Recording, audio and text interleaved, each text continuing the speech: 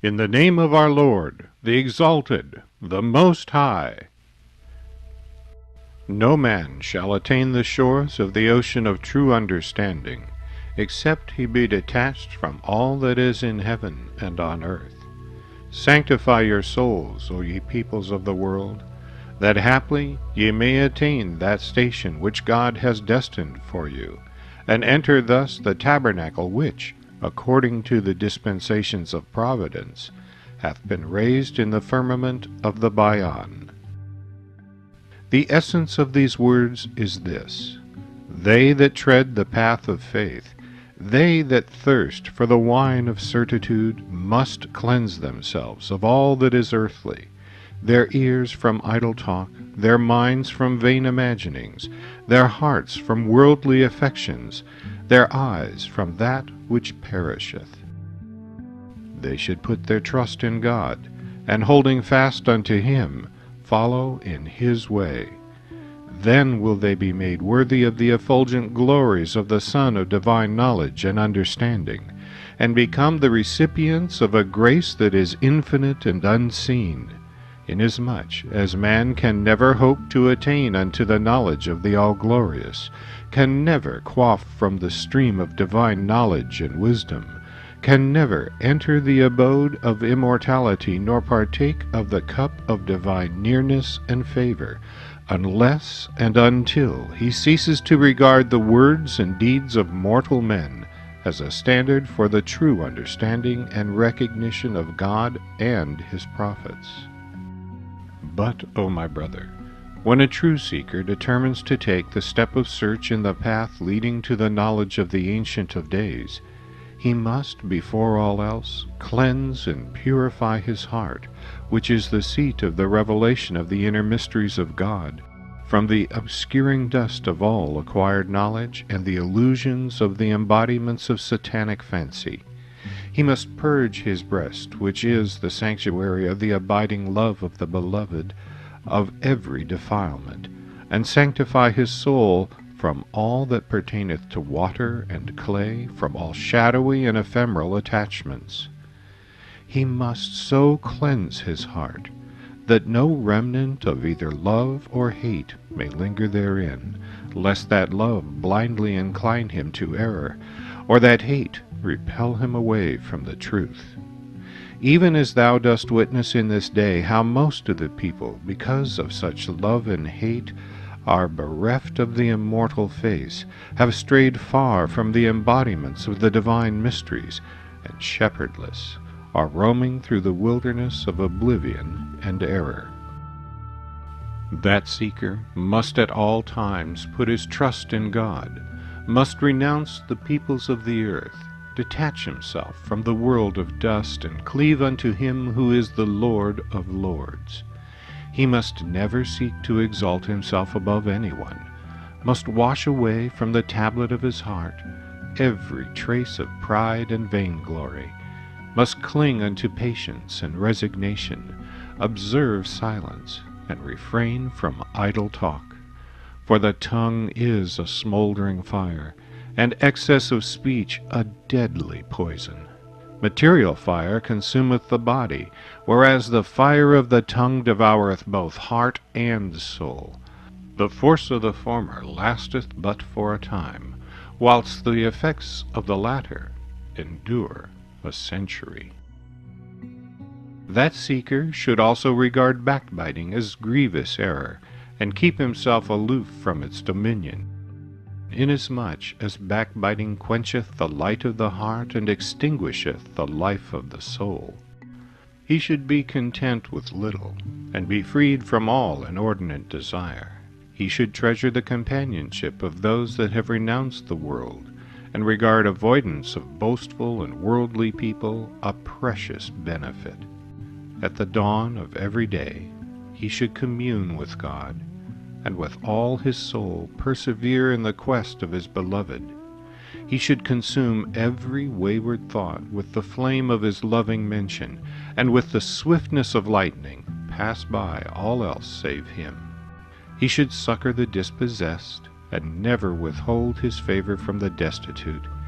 he should show kindness to animals, how much more to his fellow man, to him who is endowed with the power of utterance. He should not hesitate to offer up his life for his beloved, nor allow the censure of the people to turn him away from the truth. He should not wish for others that which he doth not wish for himself, nor promise that which he doth not fulfill. With all his heart should the seeker avoid fellowship with evildoers, and pray for the remission of their sins. He should forgive the sinful, and never despise his low estate, for none knoweth what his own end shall be. How often hath a sinner, at the hour of death, attained unto the essence of faith, and, quaffing the immortal draught, hath taken his flight unto the celestial concourse? And how often hath a devout believer, at the hour of his soul's ascension, been so changed as to fall into the nethermost fire? Our purpose in revealing these convincing and weighty utterances is to impress upon the seeker that he should regard all else beside God as transient, and count all things save him who is the object of adoration as utter nothingness. These are among the attributes of the exalted and constitute the hallmark of the spiritually minded. They have already been mentioned in connection with the requirements of the wayfarers that tread the path of positive knowledge. When the detached wayfarer and sincere seeker hath fulfilled these essential conditions, then and only then can he be called a true seeker. Whensoever he hath fulfilled the conditions implied in the verse, "Whoso maketh efforts for us, he shall enjoy the blessings conferred by the words, in our ways shall we assuredly guide him." Only when the lamp of search, of earnest striving, of longing desire, of passionate devotion, of fervid love, of rapture and ecstasy is kindled within the seeker's heart, and the breeze of his loving kindness is wafted upon his soul, will the darkness of error be dispelled, the mists of doubts and misgivings be dissipated, and the lights of knowledge and certitude envelop his being. At that hour will the mystic herald, bearing the joyful tidings of the Spirit, shine forth from the city of God resplendent as the morn, and through the trumpet blast of knowledge will awaken the heart, the soul, and the spirit from the slumber of negligence. Then will the manifold favors and outpouring grace of the Holy and Everlasting Spirit confer such new life upon the seeker that he will find himself endowed with a new eye, a new ear, a new heart, and a new mind. He will contemplate the manifest signs of the universe, and will penetrate the hidden mysteries of the soul. Gazing with the eye of God, he will perceive within every atom a door that leadeth him to the stations of absolute certitude.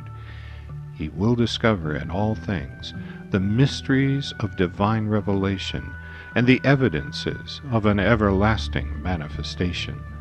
I swear by God, were he that treadeth the path of guidance and seeketh to scale the heights of righteousness to attain unto this glorious and supreme station, he would inhale at a distance of 1,000 leagues the fragrance of God, and would perceive the resplendent morn of a divine guidance rising above the dayspring of all things. Each and every thing, however small, would be to him a revelation, leading him to his beloved, the object of his quest. So great shall be the discernment of this seeker, that he will discriminate between truth and falsehood even as he doth distinguish the sun from shadow. If in the outermost corners of the east the sweet savours of God be wafted, he will assuredly recognize and inhale their fragrance, even though he be dwelling in the uttermost ends of the west. He will likewise clearly distinguish all the signs of God, his wondrous utterances, his great works and mighty deeds, from the doings, words, and ways of men, even as the jeweler who knoweth the gem from the stone, or the man who distinguisheth the spring from autumn and heat from cold. when the channel of the human soul is cleansed of all worldly and impeding attachments, it will unfailingly perceive the breath of the Beloved across immeasurable distances, and will, led by its perfume, attain and enter the city of certitude. Therein he will discern the wonders of his ancient wisdom, and will perceive all the hidden teachings from the rustling leaves of the tree which flourisheth in that city. With both his inner and his outer ear he will hear from its dust the hymns of glory and praise ascending unto the Lord of Lords, and with his inner eye will he discover the mysteries of return and revival. How unspeakably glorious are the signs, the tokens, the revelations and splendors which he who is the King of names and attributes hath destined for that city! The attainment of this city quencheth thirst without water, and kindleth the love of God without fire.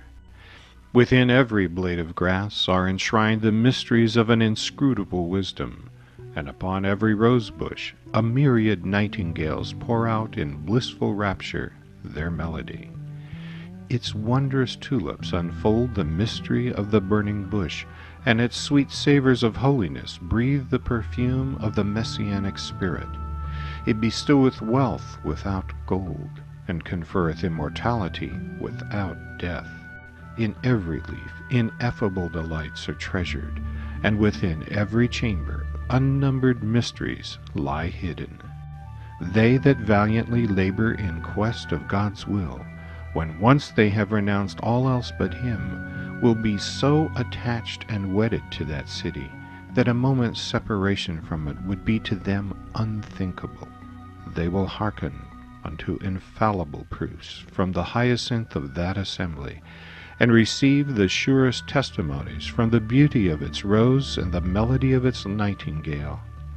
Once in about 1,000 years shall the city be renewed and readorned.